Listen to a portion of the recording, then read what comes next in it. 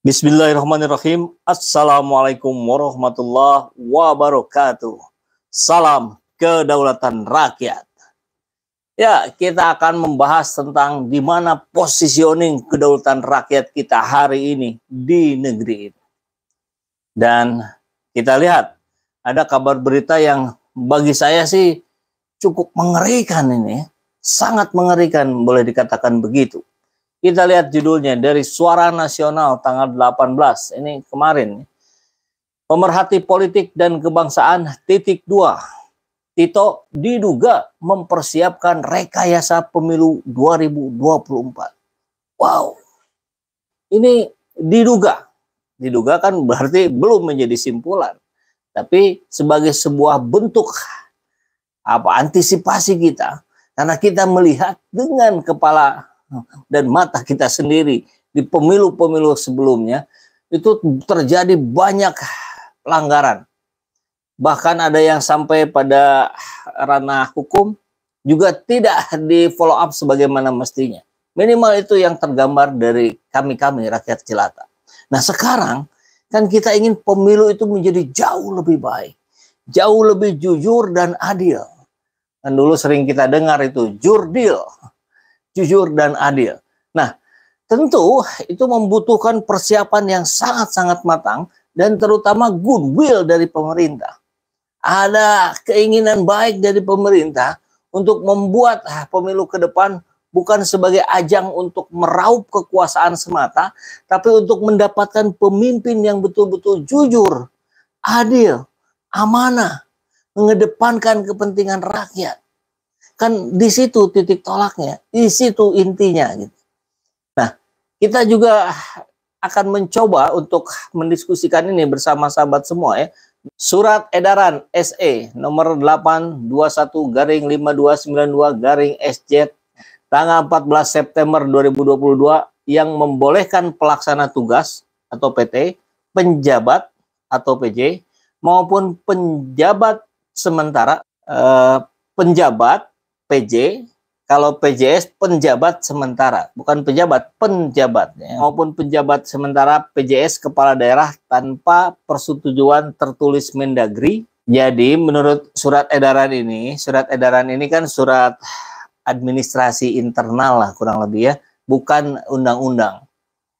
Menurut surat edaran ini dibolehkan PT, PJ atau PJS kepala daerah ya, nanti PT yang menggantikan gubernur, wali kota dan bupati hari ini yang sudah habis masa jabatannya sampai jelang nanti 2024 itu boleh ya melakukan mutasi tanpa persetujuan tertulis Mendagri.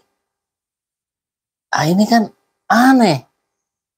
Kenapa membahas persoalan ini gitu?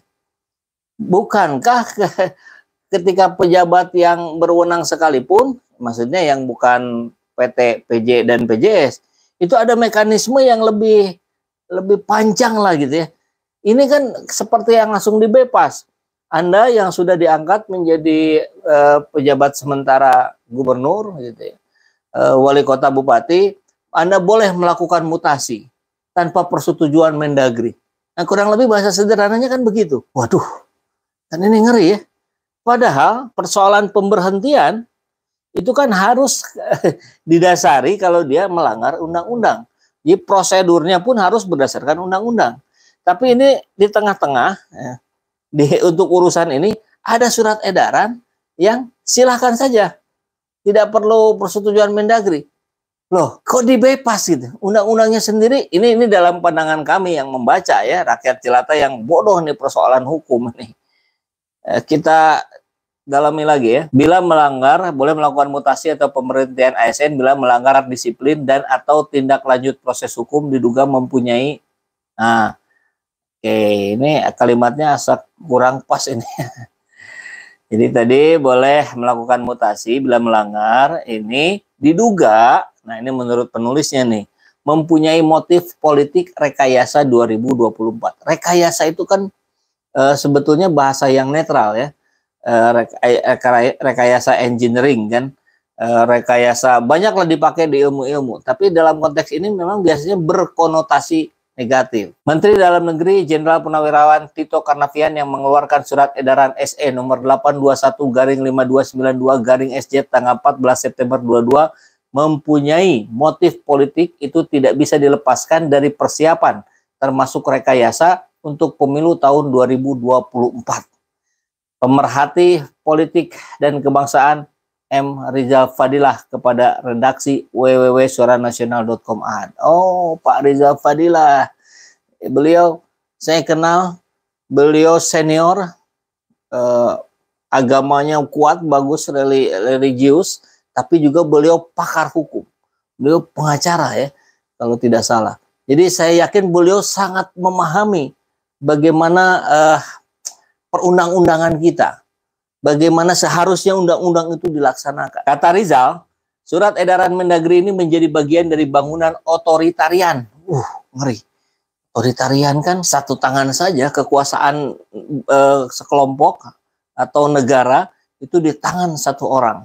Kan ngeri ya. Karena pertama, kewenangan besar PT, PJ, dan PJS adalah pemberian otoritas berlebihan bagi mereka yang hanya berstatus sebagai pejabat sementara.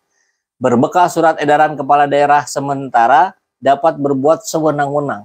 Untuk kepala daerah definitif saja masih ada pembatasan kewenangan dan pengawasan kuat dari Mendagri.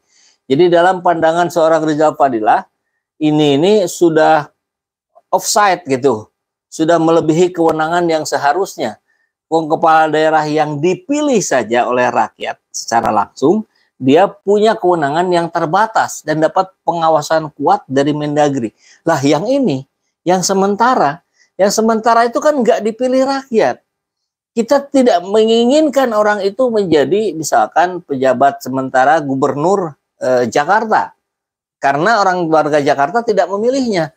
Karena itu walaupun ada yang mengusulkan dari partai dan segala macam, tapi tentu kewenangan akhirnya kan ada di Presiden sebetulnya ya, kalau tidak salah yang menentukan namanya. Tapi dari Mendagri yang mendorong nama-nama itu.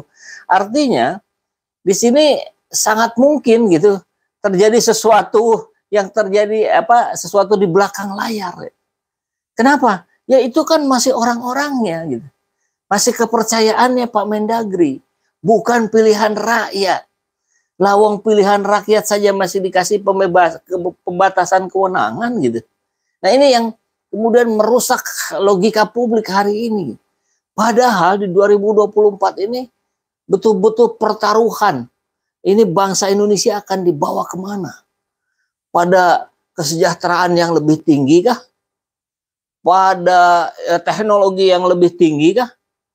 Pada harmonisasi umat beragama kah? Atau sebaliknya gitu. Dan itu jadi persoalan penting.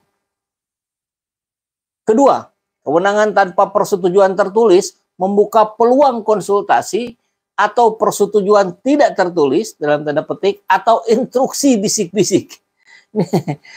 Kalimat istilahnya lucu juga ya, instruksi bisik-bisik. Artinya instruksi yang tidak dalam sorotan publik, media, lewat jalur belakang kan barangkali gitu, atau WhatsApp pribadi lah gitu, bukan di japri di kumpulan para kepala daerah, atau instruksi bisik-bisik Mendagri kepada kepala daerah yang ditunjuknya itu.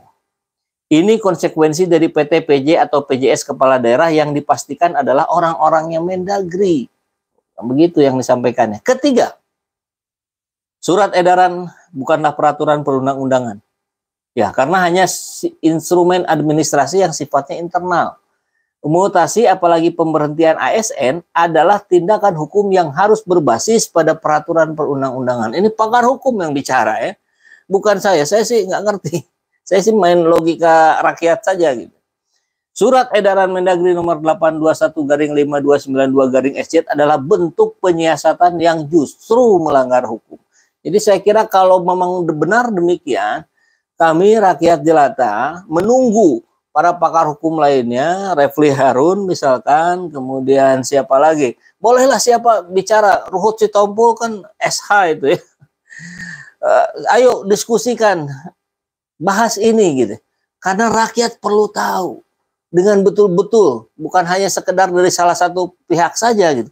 Bukan sekedar oleh Pak Rizal Fadilah saja. Tapi ini pun menjadi hal penting ketika diiyahkan atau tidak diiyahkan oleh seorang Refli Harun misalkan, atau Jimli Asidikli gitu, atau yang lain-lainnya lah, pakar-pakar hukum yang tenar-tenar di negeri ini. Ini negara ini akan baik, akan menjadi negeri yang baldatun toyibatun warobun gofur ketika kita mendapatkan pemimpin dari hasil demokrasi yang jujur dan adil. Tentu nanti sistemnya pun harus banyak yang diperbaiki ya. Saya sangat menghormati sahabat-sahabat kita yang memusatkan perhatian pada ini harus ganti sistem. Bukan hanya ganti rezim, tapi ganti sistem. Ya, sistem dan orang ini kan seperti diskusi yang tidak selesai-selesai, telur dulu atau ayam dulu kan gitu. Maka ini harus didorong secara bersamaan.